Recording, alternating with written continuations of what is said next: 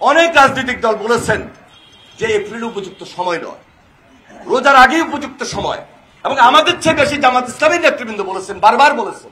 এই যে জামাতের আমির সাহেব, একসঙ্গে জেলে ছিলাম, ডাক্তার শফিক রহমান, একসঙ্গে জেলখানায় ছিলাম কাশিমপুরে দীর্ঘদিন। আমরা তার সঙ্গে সার্বক্ষণিক কথাবার্তা বলেছি, আন্দোলন সংগ্রামের কথা বলেছি, জেলখানায় একসঙ্গে খেয়েছি, একসঙ্গে নামাজ পড়েছি। 28 তারিখে আমরা সবাই জেলে ছিলাম। 28 তারিখে আপনারা অনেকেই মাঠে ছিলেন। এই 28 তারিখে আমরা জেলখানায় বসে আমরা ওইখানে প্রতিনিয়ত প্রেক্ষাপটগুলো দেখেছি, কার ভূমিকা কি ছিল। তাহলে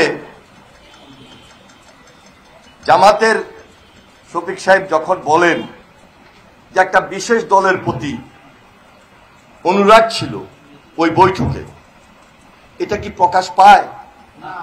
কারণ জামাতের নেতৃবৃন্দের সঙ্গে কম করে 10 বার বসেছেন, জামাতের নেতৃবৃন্দের সঙ্গে কয়েকবার আলোচনা করেছেন, এককভাবে বৈঠক করেছেন, সকল রাজনৈতিক দল নিয়েও বৈঠক করেছেন।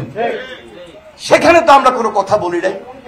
তাহলে আজকে বাংলাদেশের এমন একটা প্রেক্ষাপট, বৃহত্তর জনগোষ্ঠী, বাংলাদেশের মানুষ, বাংলাদেশের গণতন্ত্র, এই বাংলাদেশের 5 তারিখের পর সংস্কার, বিচার, নির্বাচন সবকিছুর সঙ্গেই বৈঠক যেমন জড়িত, দেশের বাইরে যেমন বৈঠক গুরুত্বপূর্ণ ছিল, দেশের ভিতরেও বৈঠক গুরুত্বপূর্ণ ছিল।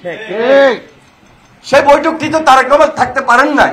মাঠের অলরাউন্ডার আমি, আর ঘরের allrounder Tilex. Tilex toilet cleaner, clean মানেই টাইলক্স। তারেক রহমান যদি দেশে থাকতেন তাহলে দেশেই তো তারেক রহমানের সঙ্গে বৈঠক হতো। আমরা অপেক্ষা করছি তারেক রহমান আসবেন।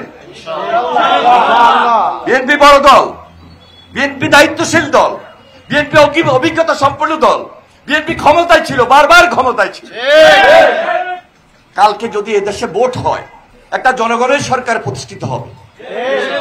আমরা তো দায়িত্ব নিয়ে কথাও বলতে পারি, সেই জনগণের সরকারের নেতৃত্ব দিবেন বাংলাদেশ জাতীয়তাবাদী দল।